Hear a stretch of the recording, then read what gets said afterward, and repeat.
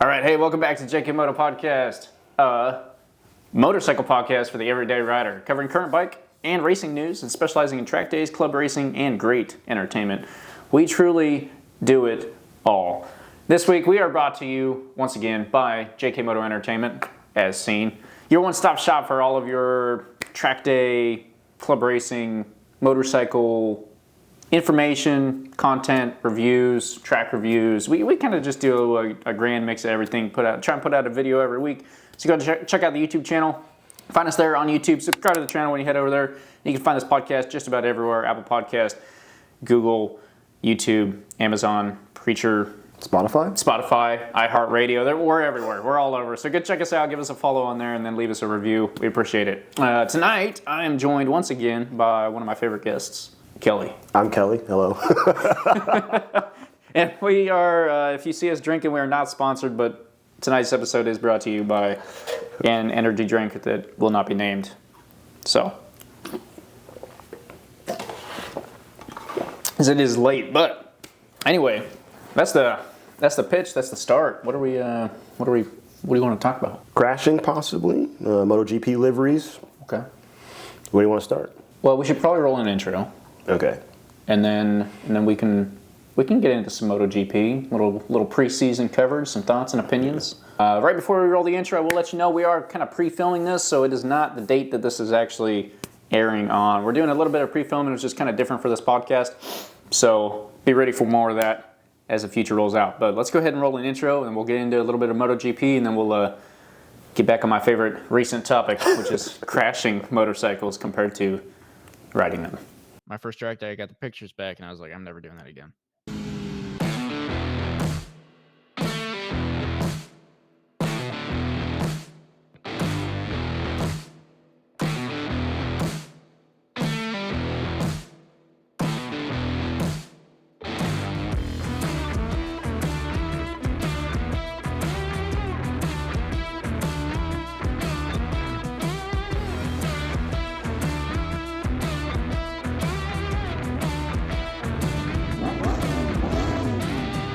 Drug your knee on the ground at 100 miles an hour?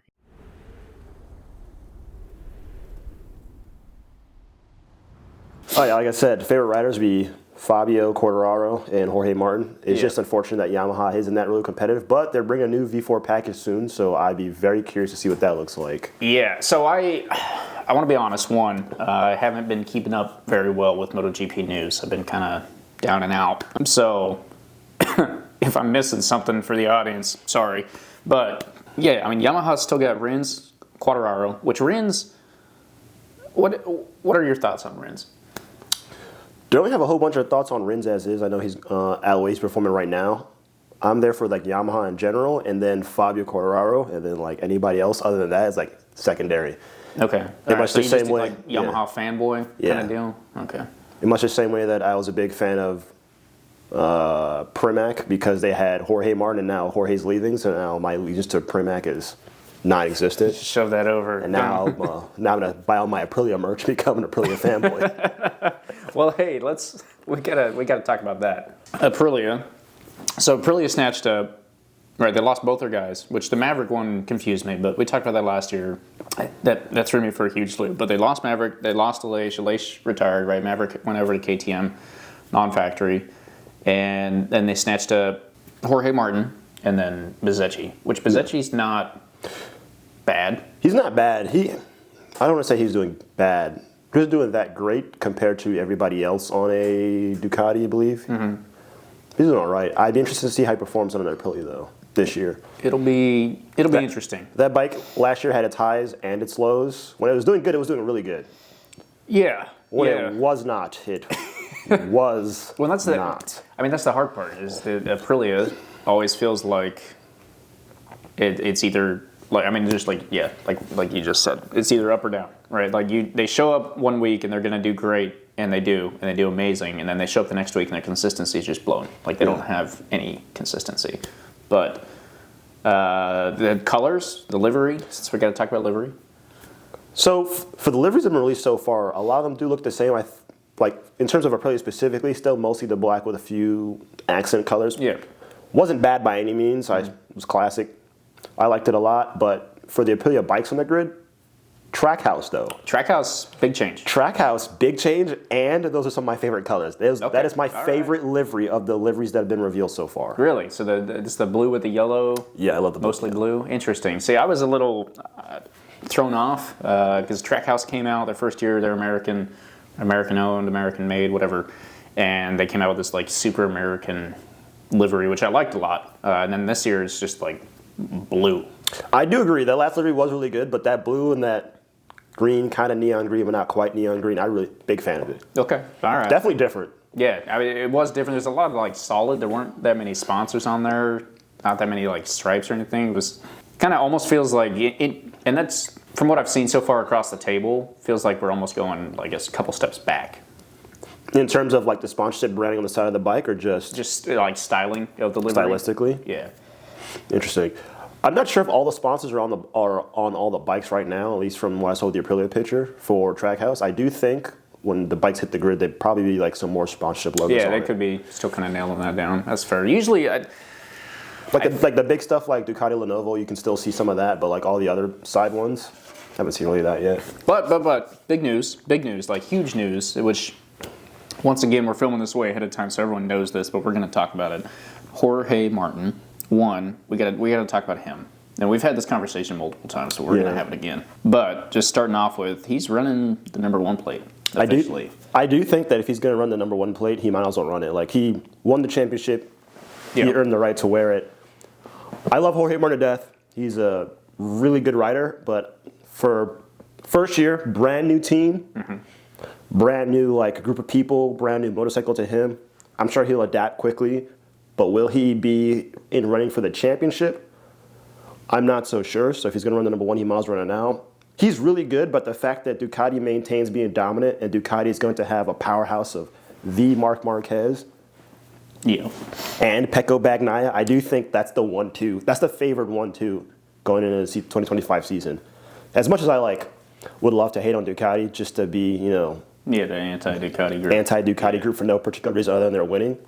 I love Ducati, by the way, but still, everybody, they're definitely going to get the 1-2 this year, most likely. Yeah, I mean, so I'm excited because Jorge Martin is good, I think, right? He's a great rider. And but the hard part was that I would argue that Maverick, had talent. The issue was that Aprilia is not consistent and Maverick wasn't consistent. And so those two combined, you get, 1 weekend a year or a season. What was that, Coda? Yeah, right. Like one weekend Batman, a season, not the Top Gun. Where they actually come out and they do it right.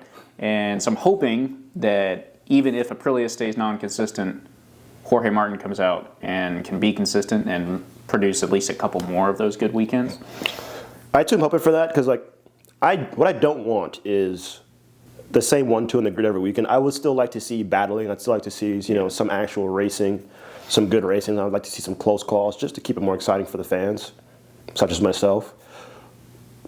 Moving forward, I watch F1. I know we don't really talk about F1 on this channel, but I watch F1, and I'm a big Red Bull fan. But a lot of people who are not Red Bull fans were complaining for a couple of years that this team kept winning, and I get it, right? Yeah. I want my team to win, but for the health of the sport, more people want to see racing. Yeah, to a degree, but I mean, I don't know. I guess I didn't watch much. That just makes me think of Marc Marquez was winning for 7 or 6, 6 consecutive years. Pretty much took the top every time. So I knew that, but I didn't. Obviously, last year was my first year watching MotoGP start to finish. Mm-hmm. I knew Marc Marquez was a multi-year championship prior to the injury. Yeah. I didn't know if those were consecutive. I didn't know if those were he's getting first place every single race and it's not even close, a 20-second gap. I didn't know if that was no, there was some good racing and he won statistically point-wise the most, so he maintained his championship. Let me say that they threw up, I don't remember where I saw it, I think it was just on Facebook, but they threw up a post of the Ducati garage. It had Marc and it had Pecco and it had their stats.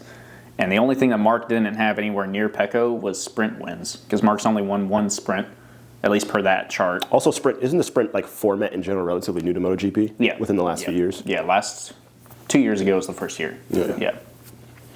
So that's a big part of it, but there's 1 compared to 11. The rest of it was blows him out of the water, which is mostly because he has more time. But also in that time that he had, he was the greatest. His 2019 season was nuts, and everyone that watches this podcast is very over me talking about it all the time. But but it'll be people. I mean, people are predicting like a slaughterhouse from Marc this year. I'm not predicting that. I do think it's going to be Marquez, Pecco 1-2. Yeah, I mean, I agree with that. I did think Marquez was all hype because when I got into MotoGP, I started watching what is it? There Can Only Be One, which is like a recap of the season. Yeah. So I watched that for like the 2 seasons or the season prior to 2025. So I kind of got a background for who some of the riders were, and Marquez obviously wasn't like that competitive or even racing in some of those seasons. Yeah. But I knew he was good. People kept talking about him, and then I saw him once he got the hang of the Gresini Ducati this last season, and I was like, oh no, he still got it. He still got it. Yeah. I mean, he's Marc Marquez. But we don't need to dwell on that. I'm hoping my prediction, much like you, I think Marc Marquez 1, Pecco 2. I'm hoping that every race it is like every weekend. Let's say it's a shot in the dark as to is it Marc, Pecco, or Jorge. I hope Jorge stays up there. It's gonna be weird because he's not on that factory Ducati, and but maybe Aprilia can kind of pull something out. I know they've been working really hard over the off season. Maybe Yamaha comes back. I do have a question. V4? Yeah, do you think that in spite of like KTM's recent financial struggles, I know they're racing for the next year. Do you think that will affect their racing program for this coming year? Because what I want to see is also Pedro Acosta also performing really good. But so you're curious if I think that they could see potential issues like throughout the season because of that. No, I don't think there'll be a problem. I think that when KTM starts their season, they get allotted like the KTM MotoGP team gets allotted blank check. This many monies? Yeah, from KTM. They're like, here you go do your season. It's their job to kind of do that. Now, like if they, oh man, you're asking me about like the inner workings of money in MotoGP, and I have no idea how any of that works. So no, at least for F1, it's all fun and games. There's a cost cap. You start wadding up vehicles, then it's like right. So that's what I was going to say is that like if Pedro Acosta for whatever reason or Brad Binder are just dumping KTM's like 7 times every weekend, I could see that starting to become an issue. But I do know that KTM's doing a lot of work on the sidelines because they don't want to leave MotoGP. So I think they'll be here for MotoGP this year. KTM will stick around. My personal, this is all purely opinion. This is just my guess at what's going on in the future. I think that we will see like a total makeover or redo of KTM throughout the year. But I think they kind of pulled it in already, got everything under control. They're just sorting out a bunch of legal stuff. So fair enough. We'll see. I don't have any data to back that. I don't know, but I don't see that affecting their season too much in MotoGP. I do see that affecting the commentators' excuses for people doing bad. I think the commentators will say anything to fill up screen time. Yeah. That's a job, I get it, but sometimes it's like, stop talking, please. Yeah. I do think they're if Pedro makes a big mistake or that'll be the tell, right? If Pedro, let's say, lays a bike down, or Brad, lays a bike down, comes in and has to ride a bike that they rebuilt over the night and it's not really ready to go because KTM doesn't have the financials, I could see that being a reoccurring excuse. But I don't think it'll be too big of a deal. Yeah. But I only ask because in F1, you start keeping in F1, you start wadding up cars, like I said before. They start prioritizing which rider gets what. Yeah. If the budget is kind of tight, and I know MotoGP, you see bikes go down way more often. Yeah. I know that was the one weekend Pedro had where he think he wrecked out a lot. He wrecked out the sprint and the race, from either the lead or second place, and it broke my heart because I was like, this is it, and it's gone. Yeah. Wow. Was that Japan last year? I think. I remember it was late in the season. I remember that. Yeah. I think he was battling Pecco for one of those when he laid it down. It was sad. But I mean, at the same time, he was a rookie last year. I'm really hoping that Pedro kind of got all that washed out of his system and he's good to go and he can lay down a solid season. But yeah, this is for the audience. This is your warning. We will be doing a JKMotoPodcast Fantasy once again. Oh yeah. If If Grid Rival is doing MotoGP, we will use Grid Rival. If not, we will just stick with the MotoGP ran fantasy. So be on the lookout for that. You know, go ahead and start doing your research now. We'll start to kind of slip in some MotoGP things here and there. Also, just a reminder, we are not a weekly motorcycle podcast anymore. We are going to be a bi-weekly with no promises on only bi-weekly, but at least bi-weekly. So we will have an episode at least every other week, and then we'll cover MotoGP every week. So every week that it happens. So that's what we're sticking to. I think that wraps up MotoGP. Fair enough. Unless you had any other ideas or thoughts. Oh, back to Yamaha V4. I'm hoping that it changes the game. I'd love to see them up in the top couple teams. I mean, the only sad part about that, you know, when I first started watching, I didn't realize that Honda had a V4. Right? Don't tell me that, but they do. Yeah.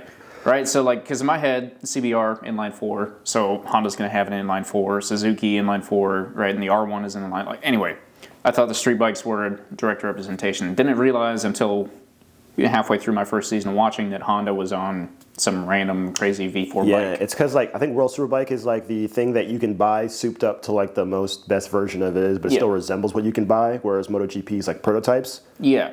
Yeah, 100%. And Honda made the decision to go V4 a long, long time ago. I'm excited the Yamaha's going V4, especially because, like, realistically in my head, there's no reason to keep the inline 4 around because the R1's dead. R6 is dead. That is more of outside forces why those bikes are dead. Yeah, however, but fingers crossed, I'm pretty sure the R9 is going to sell really well if it's anything like the R7. It'll get a lot of hate, but the sales numbers I'm confident will be there. R7 gets a lot of hate, but it's the most selling thing they own aside from like the MT-07, MT-09s. Yeah, I mean, I don't see the R9 getting near as much hate as the R7 because the R7 came in, the people wanted it to be the old, and Yamaha was like, nah. The thing is, invested bikers wanted that. The average like new biker, like myself, I didn't know that the R7 was a pre-existing like title. I think back in like early 2000s, 90s, and like what it was. Mm-hmm. I just knew that 7 looked bigger than 6, but then I would be told that no, that's not how that works. Inline 4 versus parallel twin. I'd be like, so which one do I take if I don't want to, you know, if I want to be a beginner? They're like, just start with the R7. It's pretty much fine. I had no problems with it at all. Yeah. I still want an R6 though, but they're so expensive. Yeah. Good luck. The price really going up. Expensive and hard to find. Harder and harder every day. We have I don't know. I think Yamaha came in on the R7. I love the R7. You know, I've ridden your bike quite a bit. I love it. It's a great bike. I think that hate and discontent that's out there is mostly just from, and you're right. You know, it's the invested biker. But I think that's where that stems from. Is people are like expecting a Yamaha R750 essentially, right? So you got the R6, like the Gixxer. Yeah, right. Hey, Gixxer's still selling these. Suzuki's still selling these. They're still selling good money. Oh yeah. Yeah. I actually haven't put it out yet as we're speaking, but just put out a video a few weeks ago about the Gixxer 750. So go check that out. That'll be linked up here. Nice. What's going on in my head? Where was it? Yeah. Anyway, so Yamaha MotoGP. I think the R9 is going to do great. That's what I was actually getting at. Sorry. Yeah. Backtracking. We're back. The R9 is going to do great, and here's my reasoning. One, it's more power than the R7, but it's like just the same. It's got the cool little winglets. Everyone loves the winglets. Everyone loves winglets. You can hate on the winglets all you want, but everyone loves the freaking winglets. I may not be going fast enough to make them work, but damn, will I look cool doing it. Yeah, right? It's just like the brake lever guard. Anyway. Controversial topic. Winglets. You got to have the downforce, right? You got to have the downforce. But I don't think... Like, no one's looking at the R9 and saying, this is an R1 replacement. Everyone at this point understands leader bikes are gone. The 600 Screamers are gone. The inline 4 amazingness that happened, that era is over. We got about 18, 20 years of it. We're done for. It's over. Who cares, right? Thanks, emissions. Yeah, I would argue someone's going to blow me up in the comments. Go for it, please. But it was more than 18 to 20 years. I understand that. In my head, the era didn't start until 2006 because I think that's when the bikes started looking the best. Yeah. Anyway, so I think the R9 would do great. But I don't fault Yamaha at all for going to a V4. I'm a little sad to see the last inline 4 on the MotoGP grid like leaving. But, you know, if Suzuki comes back, Or, as Cole would say, if BMW is coming, I'd love to see that. are they going to bring an inline four? And so that'll be kind of the question is, either of those two guys could come in.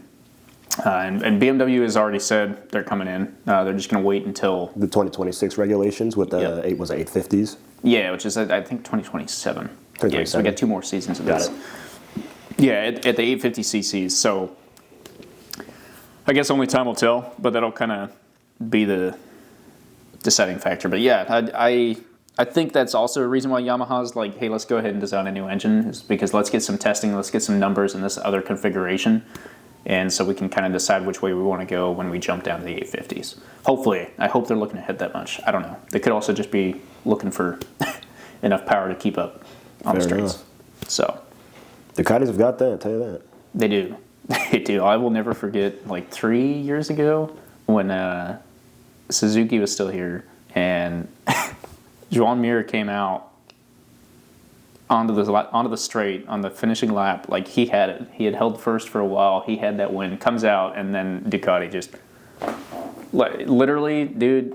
It did not look like the Ducati passed him. It looked like Joan Mir just paused and just stayed there. Like it was a drag race, but he just didn't have it in him. Yeah, dude. It was sad. It was sad to see. So, but yeah, hopefully Yamaha shows up with that. Does some good stuff. Yeah, it'll be telling when they show their liveries. That'll be a good one to watch because MotoGP will be commentating on it and kind of talking you through all that. But yeah, I think that's the end of MotoGP coverage. Fair enough. Cool. We got to get into the other topic. I don't know. Let's start this off. I don't know why I've been on such a crash kick. Actually, I can tell you why. I was on Facebook. I was on Track Day Addicts.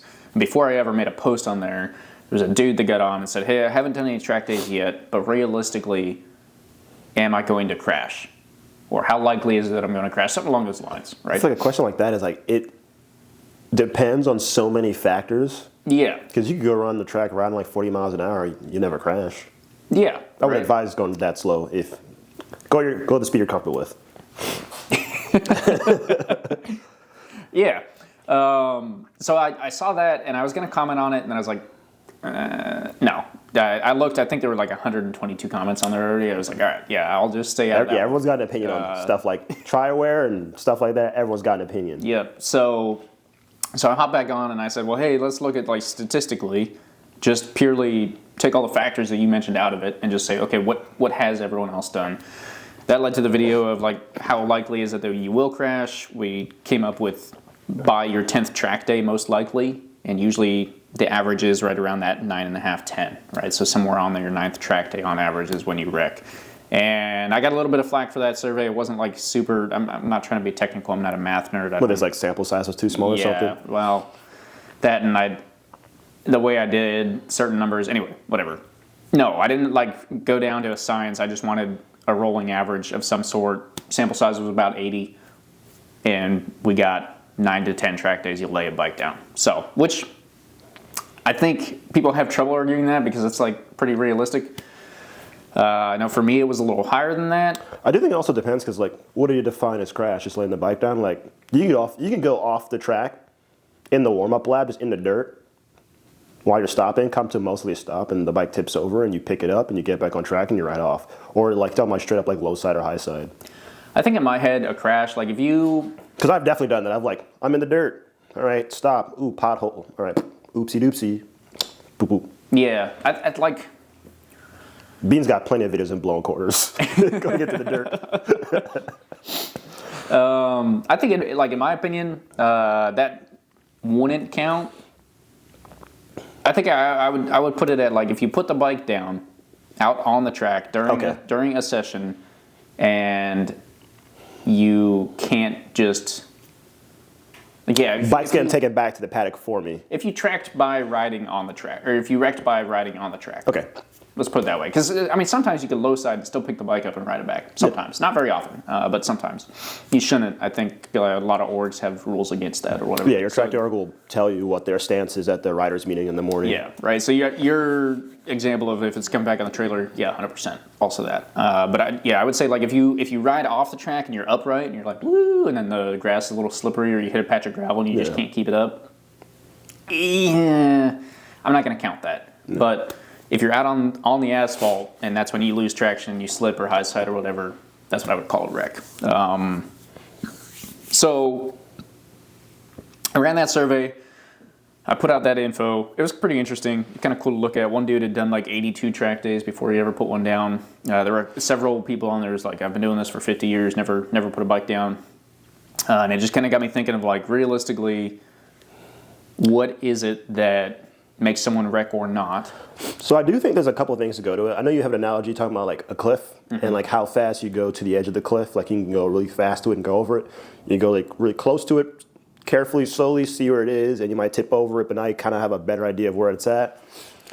I've seen like it both ways. I've seen people absolutely get on the track, absolutely may not have the skills to pay the bills, but absolutely just have a set on them, and they just absolutely send it, and they find where the limit is, and like because they blew over the limit so fast, they have an idea that it exists now, but they don't know like where it was, so they do that a few more times, so they calibrate it. I've seen people who go on a track day more timid, more cautious, to like overly cautious, to just more cautious in general, and eventually they find it, and they might just low side and slide out. I know we had a friend that was in North Carolina with us on the Aprilia RS660. I know that he had been doing a decent amount of track days.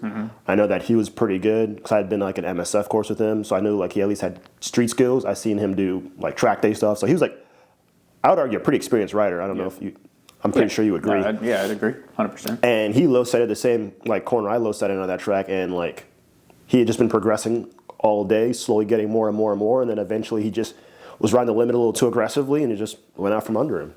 I mean, he got up, bike still ran, but like he found that limit. It didn't happen the first day; it happened toward the end of the day when he was just chasing more and more. I guess what, tenths, seconds over his lap time. Whereas when I found out, I was like, I can lean the bike this far. I can lean the bike this far. I cannot lean the bike this far. And then obviously my body position got fixed in November. Down in Texas. So that's our last podcast episode 94. I was talking to a dude named Ant Lee, and he said something that kind of rang true pretty hard. We also kind of talked about crashing a little bit on that because that's like I said, that's a kick I've been on lately is crashing. And I personally, I don't know. He was of the opinion that crashing doesn't have to be a part of the sport, and I agree with that sentiment. But I don't think we'll ever get there. I think we could reduce it a little bit, but I don't think we'll ever get to the point where like crashing is not a part of the sport. In terms of like in general, like at the highest level, like. No, I think we'll limit it to like club racing. Fair enough. Yeah, I would limit it there. Once you're professionally racing, I would say that's a little different. I do think, take this with a grain of salt, take this however you take this. If you are trying to get better, and you're constantly finding the limit of like grip, which based on a myriad of factors is always changing, right? It could be tire temps, road temps, tire surface, weather, how are you feeling that day? All those things can be changing. If you are consistently trying to go the fastest, you will be riding that limit of grip.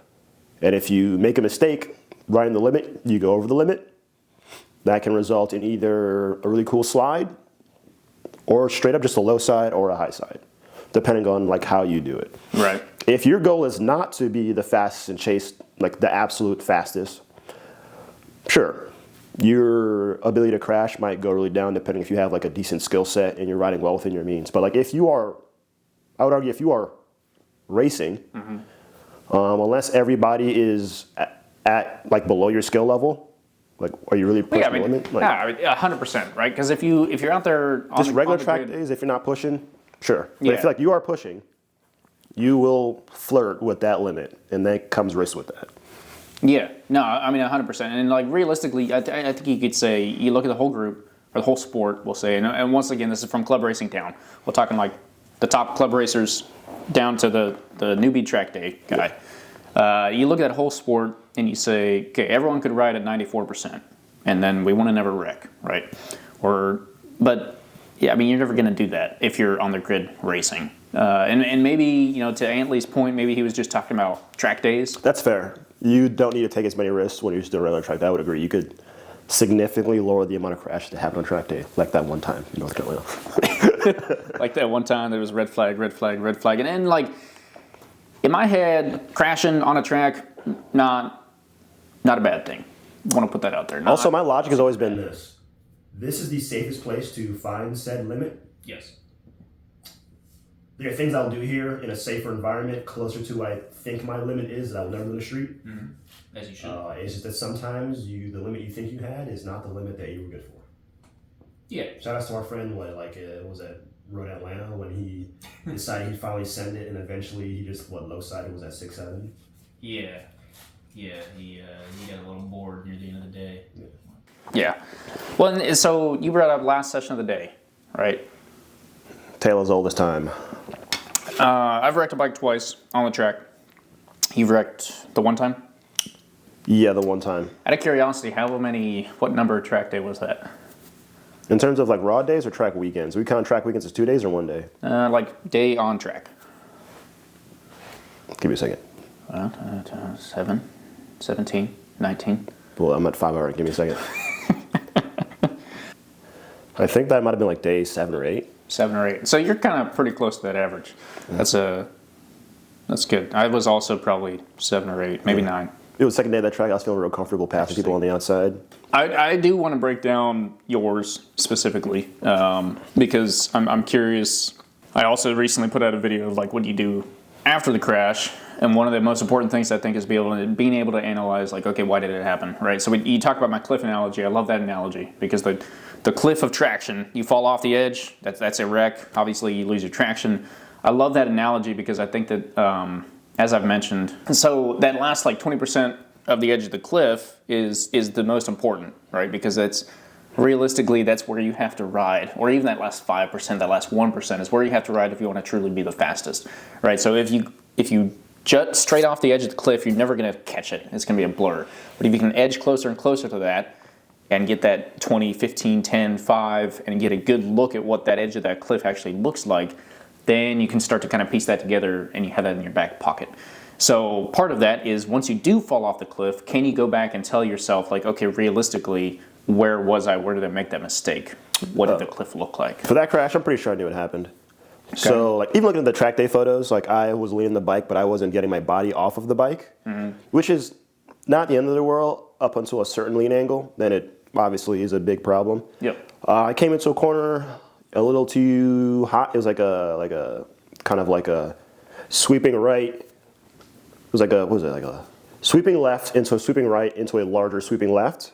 Okay, yep. Right before you get to that last sweeper to put you on the main straight. Tracking. And that sweeping left, when I flipped, like transition over, I didn't really get myself off the bike. And at that point I was kind of committed and I just wanted to keep the line, but I was like, not on the line I wanted to go on, so I leaned the bike a little bit more. Looking back now, I should have like got myself off the bike to get that same like rate of change I actually wanted to get. So I just tipped the bike over. Eventually it was going, and then I was just sliding on the ground outright. It was like, kind of happened all in slow-mo. I was like, I'm good. Okay, I'm not good. I guess we're here. All right, there we go. Yeah, okay. And then like looking back, if I'd set that up a little better, just used any amount of body position, I don't think it would have been that like bad. It wasn't like I was like going that fast, to be honest. It was just... Okay, so you think it is purely just too much lean angle is where you were at. Skill issue. Okay. Yeah. I mean, it's always a skill issue, honestly. Fair enough. If you're reckoning, well, okay, caveat. Oil on the track, cooling on the track, I'll give you those. Anything else, I'm going to say skill issue. But it was a learning experience, though. Like, because when I saw the photos, I was like, the bike, me, not that. Yeah. Right? So I was... using kind of extra like opened eyes. Yeah, I was using tire, and then eventually I tried to use tire I didn't have, and the bike said, "I'm giving you all I got, dude." That's it. That is the So that was like between right like that happening, feeling it in the moment, and then like seeing the pictures, like I was like, "Oh, that's obvious. Like that is not what I should be looking like if I'm gonna lean that far over." All right. Well, that's good. I mean, I had a very similar experience for my first one. I do think I had my body off far enough. I was adding way too much throttle. And I was doing it on purpose. I was following this freaking R6 around a long, long left-hand turn, the carousel at the ridge. And I know you've probably heard this story, but I looked at them and I was like, dude, holy cow. If they can lean that far, I can lean that far. But I didn't like have enough speed to... Your entry speed wasn't there, so you're trying to commit once you were leaned over in the corner. Yeah, so what I was trying to do was lean over more, because I knew I could lean over more. If you lean over more, you sink to the inside of the turn. So to counteract that, you add throttle to get yourself back out. There is an amount of throttle you can add doing that, but it is an amount. Which then also increases your speed through the corner, and you shave off some time, which realistically, you don't actually save off that much time. Like I was trying to shave off 3 seconds in a lap, and that was not the place to do it, and I found that out. But yeah, I just kept leaning further, adding throttle, and it was like very slow and controlled. And then eventually the bike was just like, no. Yeah, rear tire specifically was like, no, you're doing too much. And so it shoved me off. I might have been there for that one. You were watching, I think. That looks cool. That looks less cool. I hope he's all right. But I'm curious to get your kind of thoughts and opinions, because I walk you through everything that I was thinking. In the moment, I was like, all right, I'm good. I'd been planning on this happening for years at this point. But like, walk me through in the moment after the wreck. You let the bike go. You said you were there, kind of slow motion. You realize it's gone. What was next? What happened? Slide on the pavement very quickly. I was sliding in the grass. Did a few rolls. I was with the bike. I'm sliding. The bike's there. I'm here. I understand we're both moving. Mm-hmm. Eventually get in the dirt. I then try and get up. I'm like, all right, well, I'm up. I know, get away from the track. Yeah, okay. Get my bike away from the track, get away from the track. All right, sweet, my bike is not near the racing line. It's not near the track. All right, sweet. I need to move away from the track now. They put all that on your track day briefing in the morning for the riders meeting. Yeah. So I move out, what I think is a far enough distance. Corner work is like, go a little further out. And I'm like, sounds good. I go a little further out. He sees that I'm up, so I'm ambulatory, obviously. Eventually the session ends. They put the little trash cart, because I didn't need an ambulance or anything, because it was a low side. Yeah. Crash cart comes over, loads my bike up, do a little off switch thing so I can go back. So put it off, load up in the crash cart.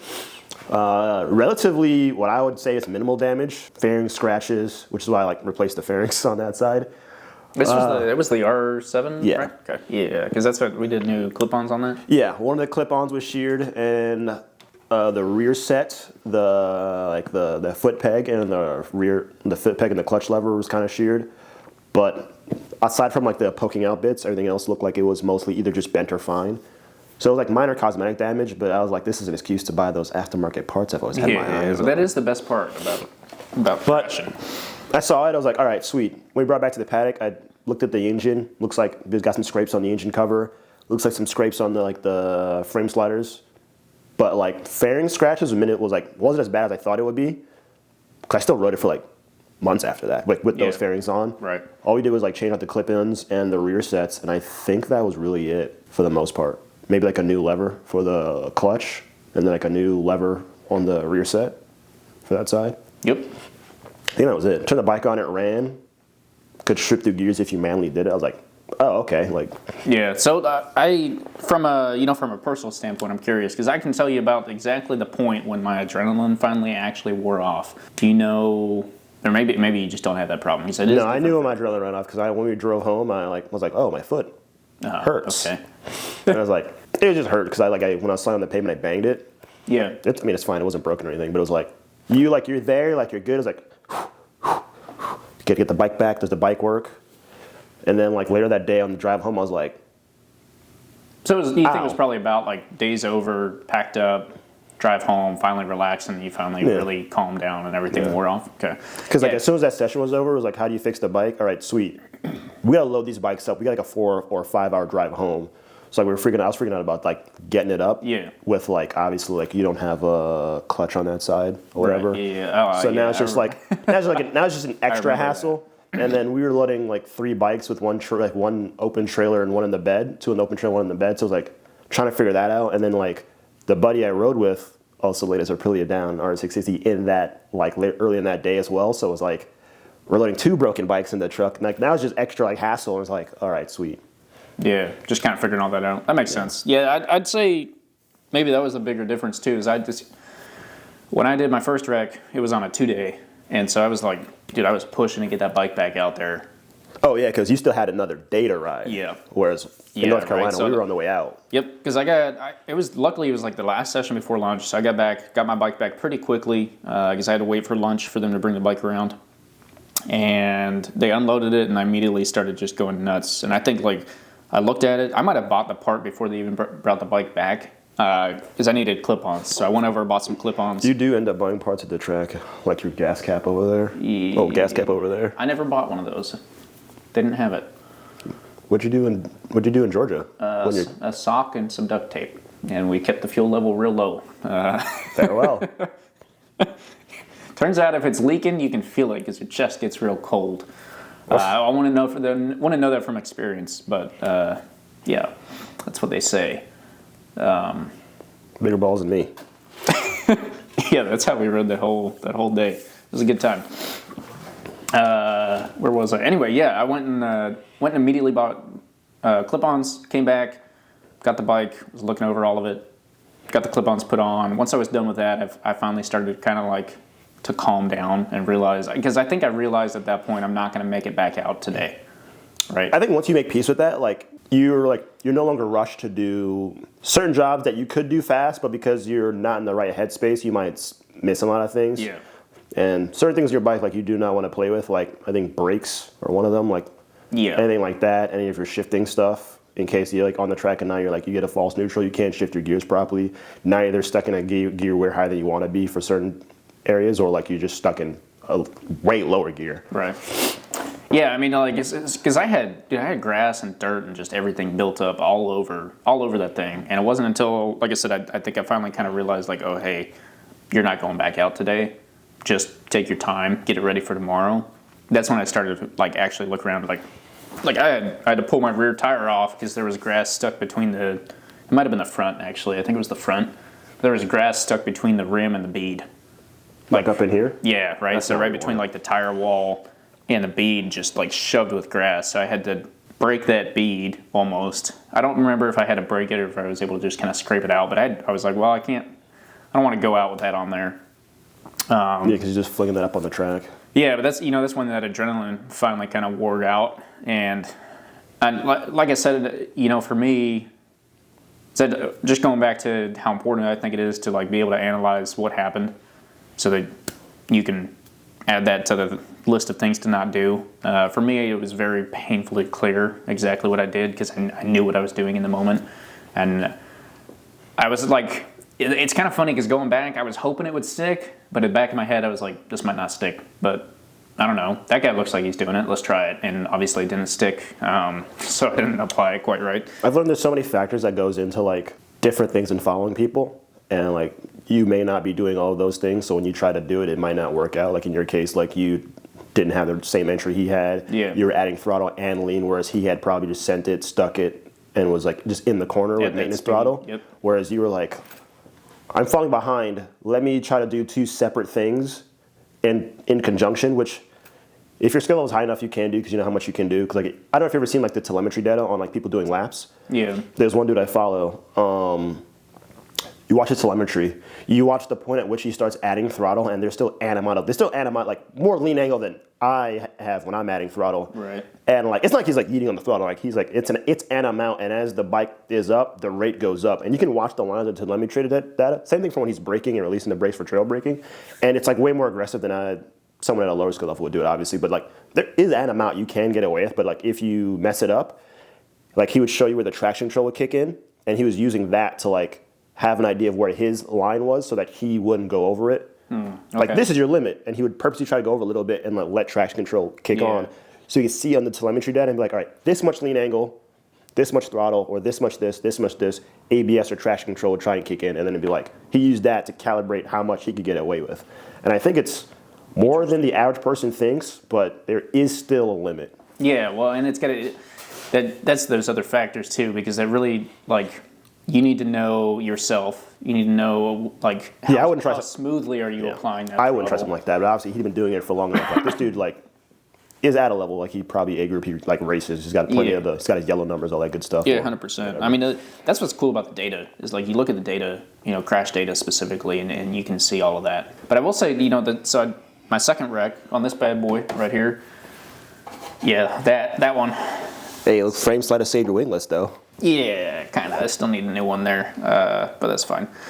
But this wreck, I didn't actually know what happened until we were down in Texas. It finally started to, all of the pieces came together and clicked. And I knew I lost the front, so I knew what happened physically to the bike for it to lay down, but I didn't realize why I had lost the front. And it was actually due to, I was at AMP, Atlanta Motorsports Park, for those of you that are in Arizona and don't know what Atlanta Motorsports Park is. Yes, I've ridden both. Anyways. Someone gave me a comment once when we were talking about Podium Club. He's like, "Oh, this guy probably likes AMP," and so I was joking back with him. I'm like, "At Atlanta Motorsports Park?" He's like, "No, I was talking about Arizona." I was like, I gotta get out there, man. I gotta back on the West Coast / that area of the country. Yeah, Podium Club is sweet. The track review that we did got very bad rating because, well, there were 4 porta potties, and that was it. There's no running water, no nothing. It's a new track, and the facilities are still being set up around it. Yeah, and I mean, that was 2 years ago. It could be a lot better now. I remember when I went to the Ridge for the first time, there was a dude, he was like, I remember this was just a track in a dirt parking lot. Yeah. And I was like... Well, the first time I went to the Ridge, there was a paved parking lot, kind of, nowhere near as big as it is now, and then the bathroom building. That was it. There was a trailer. I know when I came to visit, spots. I know that first time I came to watch you when you were there, I was like, oh, they've got a really nice track. Oh, they've got a little bridge. Oh, they got a seating area. Oh, they've got a food merchant shop area. Paddock's pretty big. Oh, they've got some other stuff over here. Oh, all tracks must be like this. No. I've since learned that they're not all like that. Yeah, unfortunately not. But I was like, I gotta do this again. This guy. We were down talking to Josh, and he mentioned, unloading your front tire. And so this turn specifically, you're a very slow right-hander, and then you come left, and you're going down and around a hill, still very slow. And so what had happened was that... You're going down the hill. Yeah, right. And it's also off-camber, which was a good part of it. I'm not going to blame the off-camber, but that does make it a little more tricky. And so for my specific scenario, I come out of the right, I flick it down to the left, and then I didn't fully plant the bike. That front tire. Right? And so that the front, as soon as I had a little more lean angle, the front wasn't loaded. It never actually stuck. So it just let go. When I thought it was loaded and it was ready to go. And I think that's because... Realistically, I was trying to kind of pick up my pace. It was my first time riding this thing on track. I was starting to get used to it, which was a really sad way to test it out on track for the first time. I'm not a big fan of blaming tires, but knowing what tires you're on and knowing their actual limits is important. Because I was on a sport touring tire, and I don't know if it was actually I don't know if it was warmed up enough to give me more grace. We'll put it that way. That's what happened there. But like I said, it took me a year and a half to actually realize I didn't have that front tire loaded. It wasn't actually gripping the track in that moment. Interesting. It's also different if you're trying to get better by yourself and you don't know what you're looking for, because you don't have footage of you, if that makes any sense. Yeah. Whereas if you do have footage of you, even if you just have a 360, a GoPro mount, and then your telemetry, you could see something, you could break it down with somebody else who knows what they're looking for. Or even if you just have a coach or someone who's actually following you, not necessarily a coach, maybe a friend who knows what's going on. Yeah. Because I'll tell you, my riding, for the most part, I never had a coach other than someone showing me the lines at a track day, right? Mm-hmm. No one's saying, you're doing this, you're doing this, you're doing this, you're doing this, you're doing this, you're doing this. And then after that, I was like, oh, here's a laundry list of things I could work on. And I could just do this one thing per session. And then when I get that, I could work on something else. That was it's game changing, how exponential it could affect your growth. If you had known the tire thing, when it happened, you could have been working on that forever ago, not just have it be a thing that was in the back of your head. Yeah. Well, and I will say, that specific corner had very specific circumstances that I haven't really run into. That a very slow speed, you're diving from one to the other, and then off camber going down a hill is interesting circumstances. It's a tricky turn, literally. Because one thing I've noticed, but I mean, cut you off. But one thing I know about tricky turns is even professionals. We went to Barber in Atlanta to watch Moto America. You would watch professionals, wipe out in the same corner coming down that hill from where Cole was sitting. Yeah. And you watch them all wipe out right there or blow the corner leading up to it. Yep. And I thought that was interesting. Even at the highest level, at a significantly higher level, it's is this corner tricky?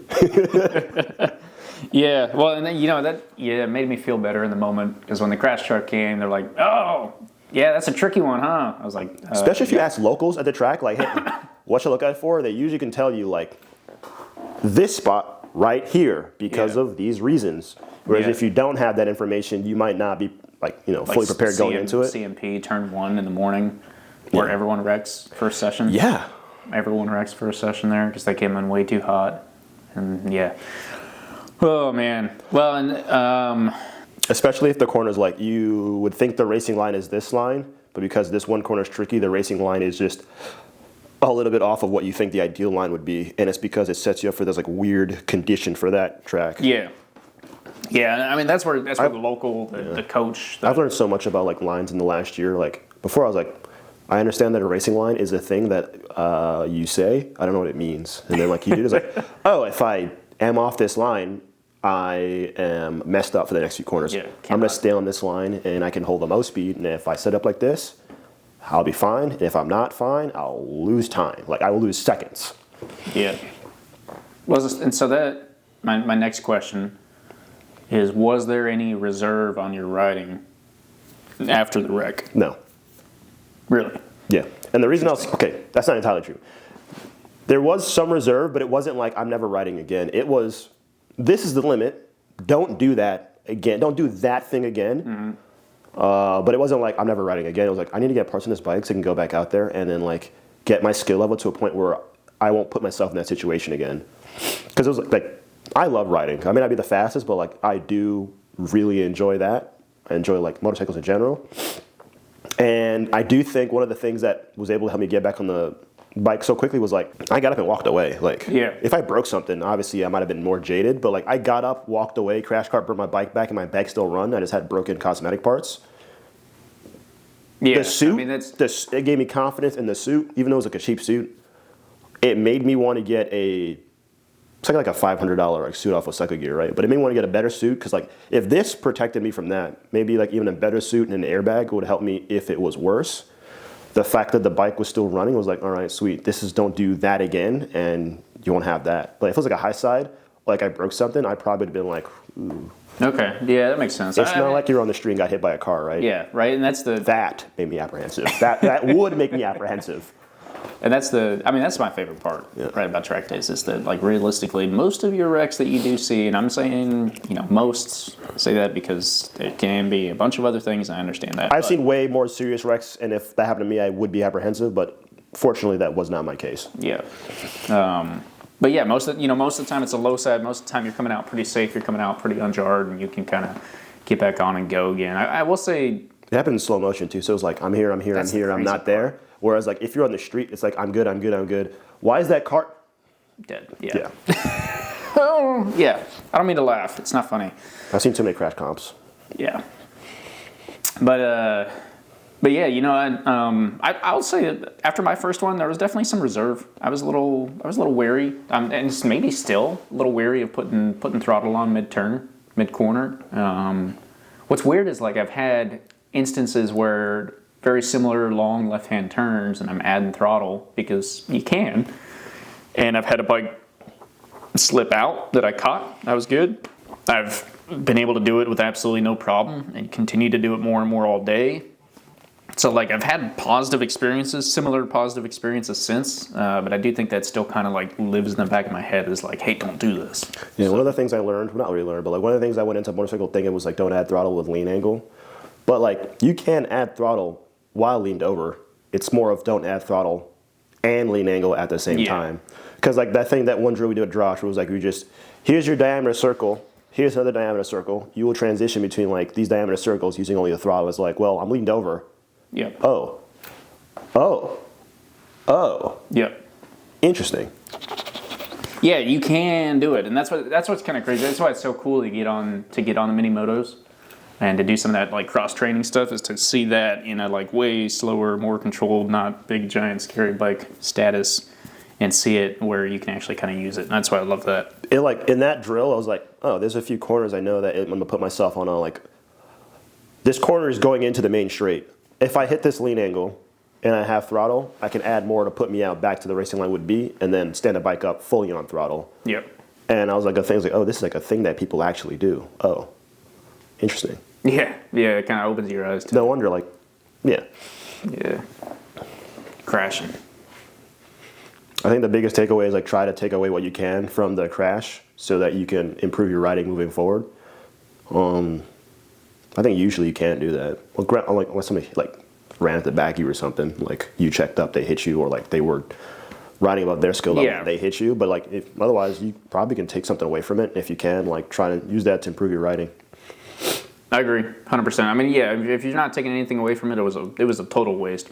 If your goal is to stay in the sport, and that's the hard part for me is track day versus racing. I do think that it comes with what are your goals, right? If your goals is if your goals is I want to be a high level racer, obviously the risk that you will take and the amount of commitment to your training and program and the things that you do is very different from someone who's I like riding motorcycles. The track day allows me to ride it in a manner that is not legal on the street. Right. But my goal is to come here and enjoy my motorcycle. You see, one time I was at CMP, old dude on a Hayabusa, and I was like, hell yeah, brother. Yep.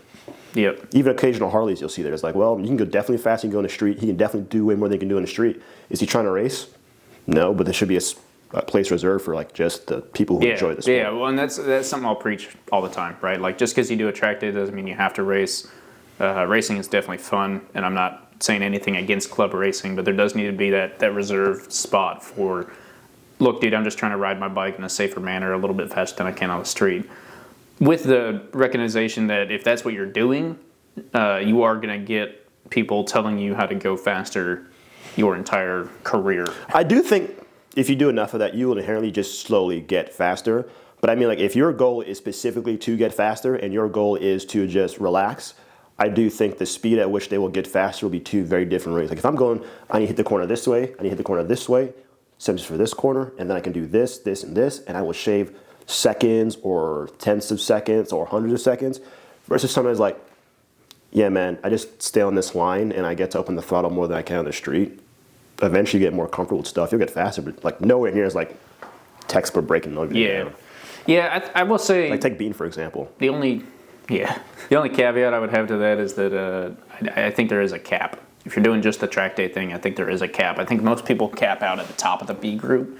They're comfortable enough they might head into the A group as just a track day rider, but realistically their speed level is kind of capped out. Now, correct me if I'm wrong there, for any of you guys. I will say though, fast B group people aren't slow. I would argue a fast B group rider is safer and faster than the average street rider. Yeah. Oh yeah. No. By a significant margin. Yeah, 100%. A group is just people who are taking that game to the next level, which has been doing it long enough. But well, an A group is generally club racers for the most part. So yeah.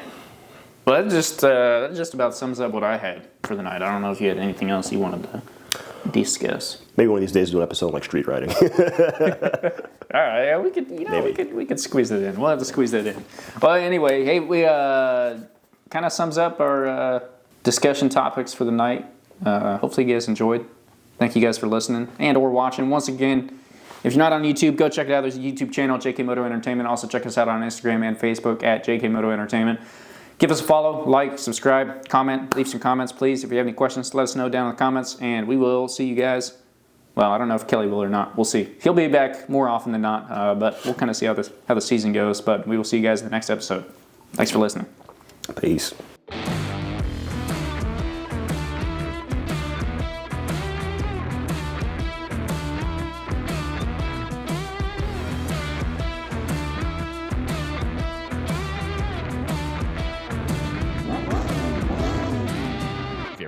On the ground at 100 miles an hour.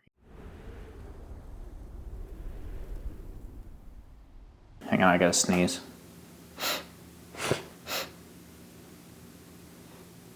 Maybe. Bless you. Thank you. Well, you're having performance anxiety over there. I had to get the right tone.